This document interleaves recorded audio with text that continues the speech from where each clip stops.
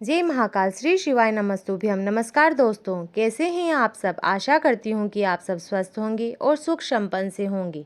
तो दोस्तों, अगर आपका बच्चा बहुत चिड़चिड़ा है, बहुत गुस्सा करता है या फिर किसी का कहना नहीं मानता है या पढ़ाई में उसका मन बिल्कुल भी नहीं लगता है, तो पूज्य गुरुजी की कथा से सुनकर ये उपाय आपको समझाने की कोशिश कर रही हूँ।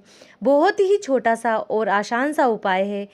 सभी माताएं करके देखिएगा, आपको बहुत ही फ़ायदा होगा। लेकिन उससे पहले आप मेरे वीडियो को लाइक करें, और यदि आपने मेरा वीडियो पहली बार देखा है या मेरे चैनल को सब्सक्राइब नहीं किया है, तो आप सबसे पहले मेरे चैनल को सब्सक्राइब करें। तो आगे बढ़ते हैं, और जो उपाय आपको करना है उसके लिए सबसे पहली सामग्री जो आपको लेनी है वो है काले तिल। तो आपको थोड़े से काले तिल लेने हैं। अब दूसरी सामग्री आपको बेलपत्र लेनी है, और मैंने आपको बता ही रखा है कि बेलपत्र कहीं से भी कटा फटा नहीं होना चाहिए। बहुत ही सुंदर सा एक बेलपत्र आपको लेना है। उसके बाद आपको तीसरी सामग्री एक समी पत्र लेना है। अब चौथी सामग्री में कुछ सफ़ेद फूल लेने हैं, क्योंकि महादेव को सफ़ेद पुष्प बहुत ही प्रिय होते हैं। अब उपाय यहाँ से शुरू होता है। अब आपको जाना है बेलपत्र के पेड़ के नीचे, लेकिन उससे पहले आपको एक पार्थिव शिवलिंग का निर्माण भी करना है। कुछ इस तरह का आपको एक पार्थिव शिवलिंग बनाना है। फिर उस शिवलिंग को आपको पीला करना है। तो आप पूछोगे कि पीला शिवलिंग कैसे बनाएंगे, तो आपको बेलपत्र के नीचे इस तरह का मिट्टी से शिवलिंग का निर्माण करना है। और फिर आपको शिवलिंग को पीला बनाने के लिए करना क्या है कि आपको पीला चंदन का उपयोग कर सकते हैं, या पीला रंग या पीली अबीर उस शिवलिंग के ऊपर उसका लेप कर देना है, जिससे वो शिवलिंग पीला हो जाएगा। और अब ये कार्य पूर्ण करने के बाद अब इस शिवलिंग की पूजा करेंगे। तो अब आपको उस शिवलिंग को उस बेल पेड़ के नीचे रखना है, उसकी जड़ के पास। अब सबसे पहले आपको शिवलिंग पर काले तिल चढ़ाने हैं। फिर एक बेलपत्र जो हमने लिया था वो चढ़ाएंगे। बेलपत्र चढ़ाते समय ये ध्यान रखना है कि बेलपत्र की डंडी हमारी तरफ ही रहनी चाहिए। और फिर आप एक समीपत्र शिवलिंग पर अर्पित कर देंगे, और उसके बाद फिर सफ़ेद फूल शिवलिंग पर अर्पित करेंगे। इतना करने के बाद आप शिवलिंग पर एक लोटा जल अर्पित करेंगे। फिर आपको पूजा अर्चना जैसे भी आप करते हैं वैसे आप उस शिवलिंग की पूजा अर्चना कर सकते हैं।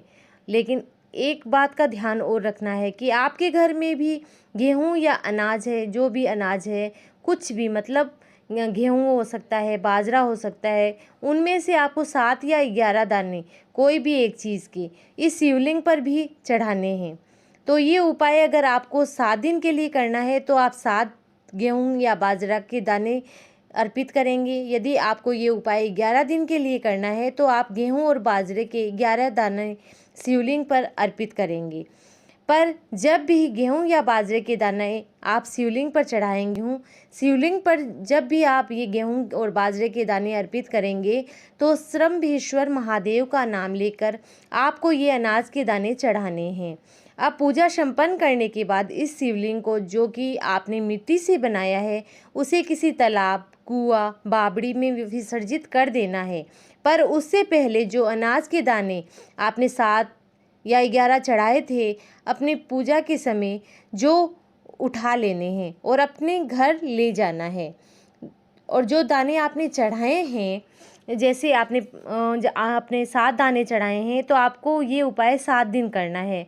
और यदि आपने 11 दाने चढ़ाए हैं तो ये उपाय आपको 11 दिन तक करना है। अब आप देखिए कि जो बच्चा आपका कहना नहीं मानता, आपकी बात नहीं सुनता, तो उसे रोज़ एक एक दाने बाजरे के यदि आपने चढ़ाए हैं तो बाजरे का एक दाना, गेहूं के दाने यदि आपने चढ़ाए हैं तो गेहूं का एक दाना, रोज़ाना 7 दिन तक आप एक एक दाना उस बच्चे को खिलाएंगे। और आप देखिएगा कि आपका बच्चा जो आपकी बात नहीं सुनता था, आपकी बात सुनने लगेगा। जो पढ़ाई नहीं करता था वो पढ़ाई करने लगेगा, और जो चिड़चिड़ा था उसका स्वभाव थोड़ा शांत होने लगेगा। तो ये उपाय आपको करना कब है? तो ये उपाय आपको कोशिश कीजिएगा कि आप सोमवार के दिन ही इस उपाय को करें। यदि सोमवार को नहीं कर सके तो आप किसी भी दिन किसी भी समय ये उपाय आप कर सकते हैं। तो कोशिश की है मैंने आपको थोड़े से समय में अच्छा बताने की। यदि आपको मेरा वीडियो अच्छा लगा है तो वीडियो को अपने दोस्तों और रिश्तेदारों में शेयर अवश्य करें, और वीडियो यदि पसंद आई है तो आप लाइक करें और कमेंट में मुझे श्री शिवाय नमस्तुभ्यम अवश्य लिखें। जय महाकाल।